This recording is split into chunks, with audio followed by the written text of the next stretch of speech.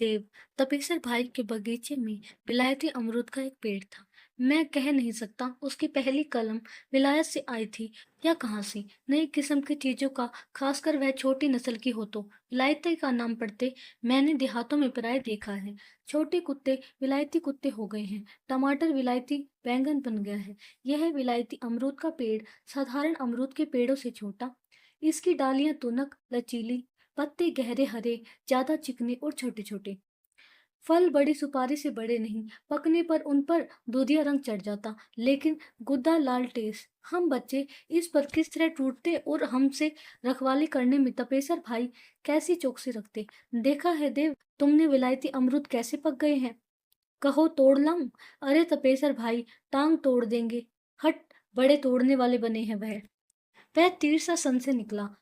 पेड़ों झाड़ियों की आड़ लेता, लुकता छिपता, कहीं झुकता, कहीं पेड़ के बल रेंगता, धीरे धीरे विलायती अमरूद के पेड़ के नीचे पहुंचा और बंदर सा नहीं, गिलहरी सा वह सर से पेड़ पर चढ़ गया। हमने दूर से देखा, उसके छोटे छोटे हाथ ताबड़तोड़ पक्के अमरूद तोड़ रहे हैं। इधर मेरी जीभ पानी पानी हो रही थी। लाभ से लोभ। देव धीरे धीरे पतली से पतली डाली पर घिसकता गया और मैं देख ही रहा था। वह लपक कर एक पक्का अमरूद पकड़ रहा था कि उसके पैर के नीचे की डाली सरक कर टूट गई।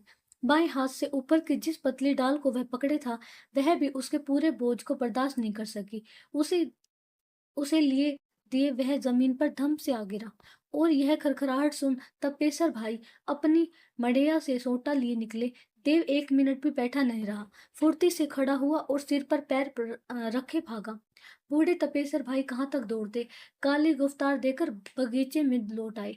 मैं दूसरी राह से जाकर उससे मिला। उसके कोट की दोनों जेबों में पके अमरूद पतियों सहित झांक रहे थे। लो खाओ। उसने अपने हाथ कोट के पॉकेट में डालना चाहा। अरे यह क्या, देखो इसकी बाईं बांह निर्जीव सी झूल रही है। कोहनी की हड्डी उतर गई है। मालूम होता है हाथ के दो टुकड़े हो गए हैं, जो चमड़े से जुड़े मात्र हैं। देव ने उस ओर भागने के जोर में ध्यान भी नहीं दिया था। मैंने समझा अब इस ओर ध्यान जाते ही देव पीड़ा से चिल्ला उठेगा, लेकिन वह जरा सा चौंका भर, बिना आहा उफ किए अमरूद की ओर इशारा करते हुए मुझसे बोला, जेब से निकाल लो। मैं क्या निकालता, कांपता हुआ बोला, उफ देव, तुम्हारी बांह टूट गई, जुड़ जाएगी। वह लापरवाही से बोला और मेरे अंगोछे की ओर इशारा करते हुए कहा, जरा इसे समेटकर इसे मेरे गले से बांध तो दो। उस टूटी हुई बांह को अंगोछे से संभालकर झोले की तरह उसकी गर्दन में लटकाते हुए मैंने कितनी पीड़ा का अनुभव किया, लेकिन उसे जरा उफ भी नहीं की। हाँ, उसकी आंखें कुछ लाल जरूर हो गई। मैंने कहा, कैसे हो तुम, क्या दर्द मालूम नहीं होता। होता क्यों नहीं वह, लेकिन चिल्लाने से क्या, क्या उससे दर्द कम हो जाएगा। उसके होठ हिल रहे थे। चारों ओर हरियाली ही हरियाली। खेतों में मकई, सावा, धान, भदई लहरा रही थी। रास्तों और सड़कों पर तरह तरह की घासें उगाई। पेड़ों की धूली पूछी पत्तियां मन को मोह लेती। घरों पर कद्दू, झिंगुनी आदि की लताएं फैल रही थी। इसी हरियाली में जन्माष्टमी पहुंच आई। आम के बगीचों में मिठुआ, बम्बई, मालदह की फसल खत्म हो चली थी जरूर, लेकिन अभी फजली, भदेया, राडी के गुलछे लटक ही रहे थे। खेतों में मकई की बालों में दूध भराया था। बारियों में अमरूद की ढालियां और खीरे की लतियां फलों से लदी थी। एक तो फलाहार की ऐसी सुविधा, फिर दिन भर का ही तो व्रत। हम बच्चों के लिए जन्माष्टमी से बढ़कर कौन व्रत हो सकता था। हम में से अधिकांश व्रती थे। बगीचे के बीच में जो ठाकुर बाड़ी है, उसमें व्रत की तैयारियां हो रही थी। लोगों की आवाजावी लगी थी। तरह तरह के प्रसाद तैयार किए जा रहे थे। धनिया भुनकर पंजनी बनाने की जो तैयारियां हो रही थी, उसकी सौंधी सुंगंध हम बच्चों को पागल बना रही थी। ठाकुर बाड़ी से कुछ दूर हट एक पेड़ पर झूला डाले पेंग पेंग ले रहे थे। कब सूरज डूबे, आधी रात बीते, चांद दुखे, कृष्ण भगवान जन्मे और हम फंके पर फंके पजनी फांके। हमारी अधीरता का क्या कहना। हम 7-8 बच्चे थे। एक दो लड़कियां भी थी। देव भी था। बिना उसके कौन पेड़ पर चढ़कर रस्सी लटकाता और उतने जोर से पैंग भी कौन देता। पैंग पर पैंग, कभी गाना, कभी हा हा ही। सांप सांप, एक लड़की चिल्ला उठी। बगीचे से सटी जो बसवारी थी, उसमें एक जोड़ा गेहूं रहता था। यह तो प्राय सुन रखा था हमने, लेकिन इस मध्य दोपहरी में जब हम इतने लोग इकट्ठा होकर होता हल कर रहे थे, सांप निकलेगा इसकी तो कल्पना भी नहीं थी। लड़की की आवाज के साथ ही हमारी नजरें उस ओर दौड़ गई जिधर उसकी कांपती तर्जनी इशारा कर रही थी। बाप रे, सबके मुंह से निकला।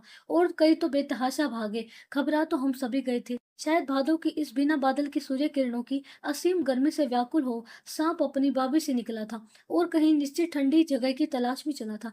जब कुछ बच्चे चीख कर भागे, उनकी चीख सुनकर वह जहां का तहां अड़ गया और सिर उठाकर अच्छी तरह हमें देखना चाहा। उफ, उसकी सूरत 2.5 हाथ से लंबाई कम नहीं।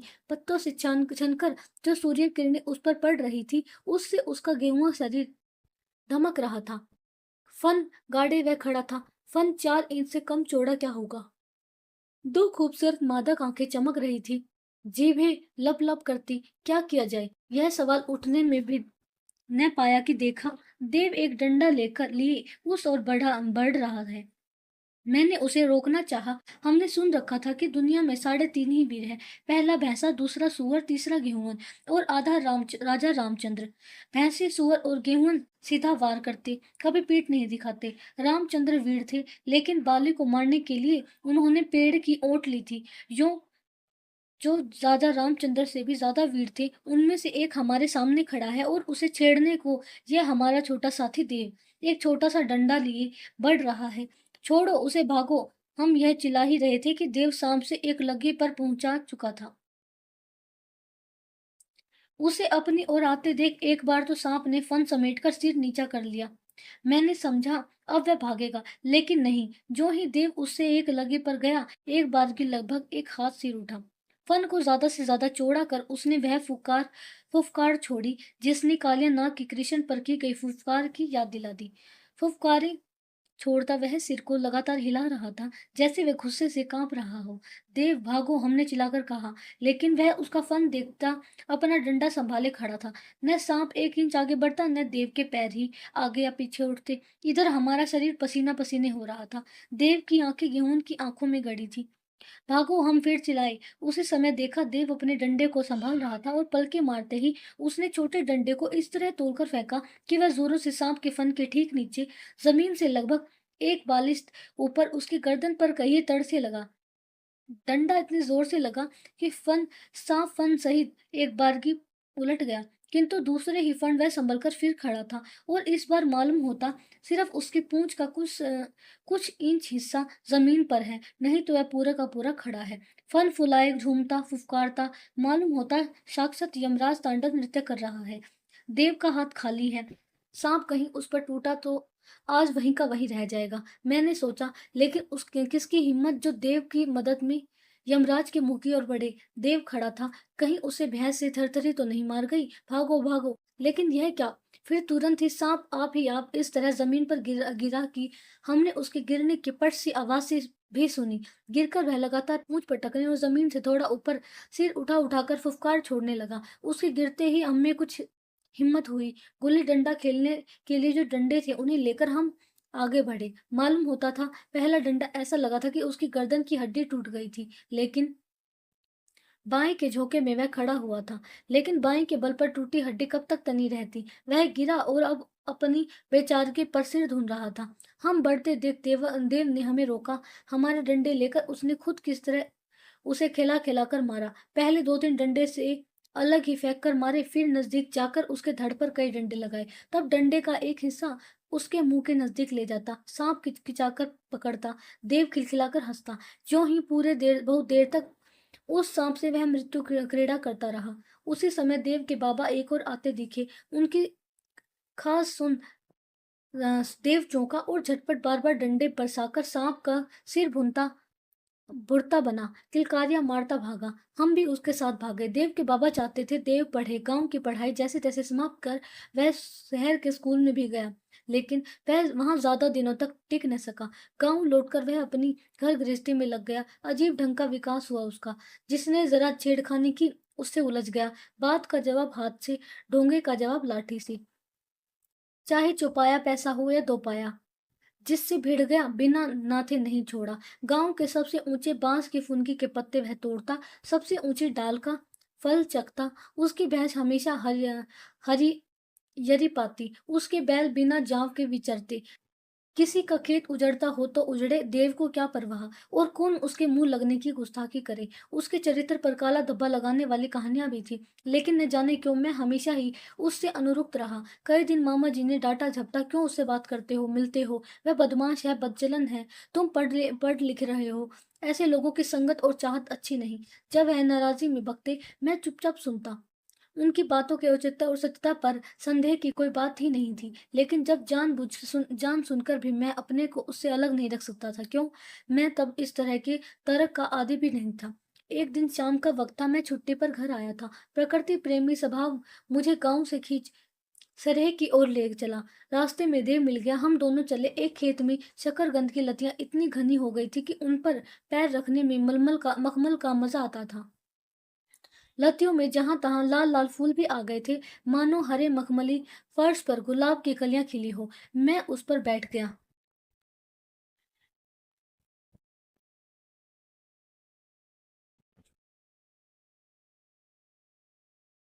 देव, कुछ गाओ।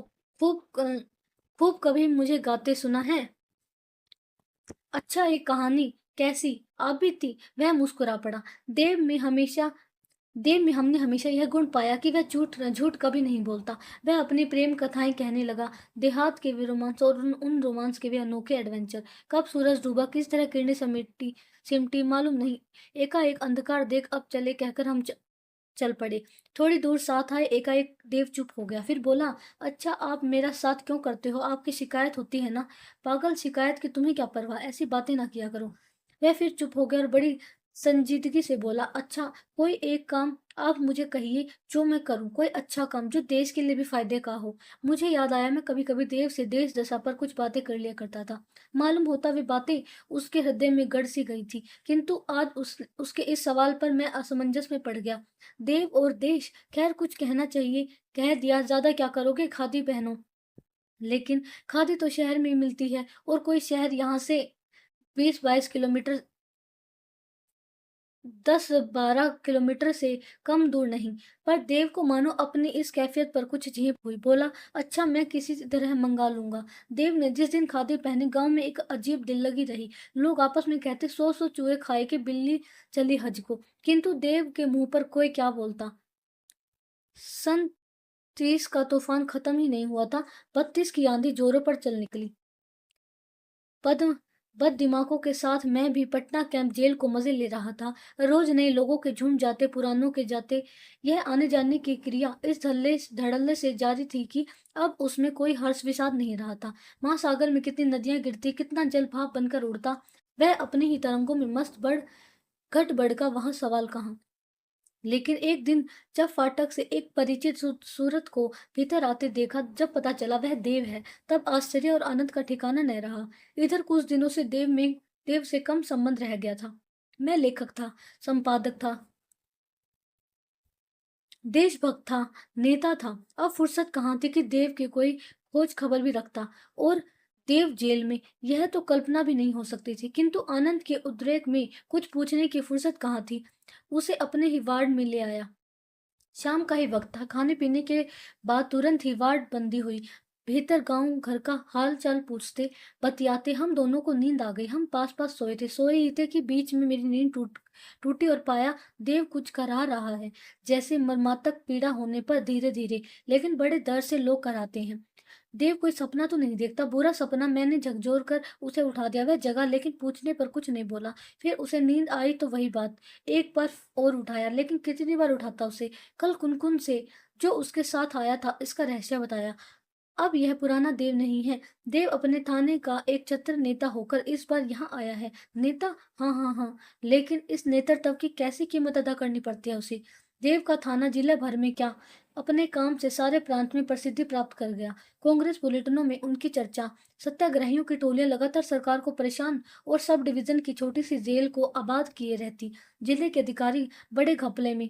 पुलिस के छावे, जब्तियां, जेल, कुछ भी कारगर साबित न हुए। जब तक खुराफत की जड़ देव नहीं पकड़ा जाता, तब तक सब धरपकड़ फिजूली थी, और देव को पकड़ने की उनकी सारी चेष्टाएं बार बार बेकार जा चुकी थी। किंतु पुलिस को जो काम हजार सरगर्मी दिखाकर और लाख सिर पर टक्कर न कर सकी। एक दिन देव ने खुद कर लिया, अब थोड़ा जेल का मजा लिया जाए, उसने तय किया। खबर कर दी गई, अमुक दिन थाने पर जुलूस जाएगा और नेतृत्व करेगा देव। दरोगा जी को अपनी ताकत पर विश्वास नहीं हुआ। कुछ सशस्त्र पुलिस लेकर इंस्पेक्टर साहब आए, 5 हाथ का वह भीमकाय इंस्पेक्टर। जुलूस के नेता की हैसियत से देव पकड़ा गया। कुनकुन वगैरह कई और भी थाने की छोटी सी हवालात में सब ठूस दिए गए। शाम बीती, रात आई, आधी रात। सारा आलम सन्नाटे में। उसी समय हवालात खुली, देव उठाया गया, वह बगल के कमरे में ले जाया गया। उसके बाद कुनकुन के चेहरे पर गुस्सा था, आंखें सुर्ख हो गई। वह बोला, पूछिए नहीं, उसके बाद क्या हुआ? उफ, इंस्पेक्टर ने उफ हम उसका गर्जन तर्जन सुन रहे थे, लगातार तड़ाक फड़ाक सुन रहे थे, किसी के गिरने और उठने की आवाज सुन रहे थे। क्या देव जी पर मार पड़ रही है? लेकिन वह चिल्लाते तो नहीं है, और यही न चिल्लाना उनके लिए आफत हो गई। इंस्पेक्टर अपने चमड़े मड़े डंडे से, थप्पड़ से, गुस्से से, गिर पड़ने पर भारी बूटों से लगातार प्रहार पर प्रहार करता रहा, लेकिन देवजी चिल्लाते कहाँ तक। उनकी आंखों में आंसू तक न आए। आज तुम्हें रुलाऊंगा या जान से मार डालूंगा, यह भी उसकी आन। और देवजी अपने शान पर जान दे रहे थे। हाँ, जान दे रहे थे। मार खाते खाते वे बेहोश हो गए, पानी पिलाकर होश में लाए गए। रोते हो या मरते हो? उस इंस्पेक्टर के बच्चे ने पूछा। देव जी मुस्कुरा पड़े। हाँ, दरोगा जी ने खुद हमसे कहा था। देव जी मुस्कुरा पड़े। फिर क्या था? उसने फिर डंडे, लात, घूंसे और बूट के प्रहार शुरू कर दिए। फिर बेहोश बेहोश होकर जब देव जी गिरे, उनकी छाती पर वह बूट सही चढ़ गया और हुमचने लगा। 2-3 हुमस देव जी की मुंह से खून निकल गया। खून हुजूर, खून! दरोगा चिल्ला पड़ा। मरने दो साले को! क्रोध से आग बबूला वह इंस्पेक्टर बोला। इसने हमें तंग कर रखा था, लेकिन कहना जितना आसान था, खून करना अगर उतना ही आसान होता। उसने भी परिस्थिति की गंभीरता का अनुभव किया। इधर खटपट सुन, हमने भी हवालात से हो हल्ला किया, सुना? वह हमारी खबर लेने को भी हुमका, लेकिन दरोगा ने हस्तक्षेप किया। हुजूर, अगर यह बात लोगों को मालूम हुई, हम में से एक भी इस रात को जिंदा न बचेगा। आप इस जवार को नहीं जानते हुजूर। इंस्पेक्टर उसी समय वहां से चल पड़ा। थोड़ी देर के बाद दरोगा जी देव जी को लिए हमारे पास आए। उफ, उनकी हालत, सारा शीर्षक क्षत विक्षत। लेकिन देव जी ने जरा उफ भी न की, न ही ये बातें कही। उस रात को ही मोटर से हम लोग सब डिविजनल जेल में भेज दिए गए। कल होते होते देव जी का समूचा शरीर फूल उठा। दवा दारू हुई, ऊपर से अच्छे भी हुए, लेकिन पीड़ा को ऊपर न आने देने की उनकी जो मर्मातक चेष्टा थी, उससे मालूम होता है पीड़ा को उनके मर्म तक पहुंचा दिया। तब से ही रात में जब वे सोते हैं, यूं ही कराहते रहते हैं, कुनकुन ने कहा, और एक लंबी सांस ली। दिन की रोशनी में मैंने देव को अच्छी तरह देखा। देह पर अभी भी काले निशानों का दौर दौरा था, किंतु उस काले निशानों वाली देह के अंदर जो आत्मा थी, उज्जवल, ज्वलंत, दिव्य, ऊर्ध्वसित।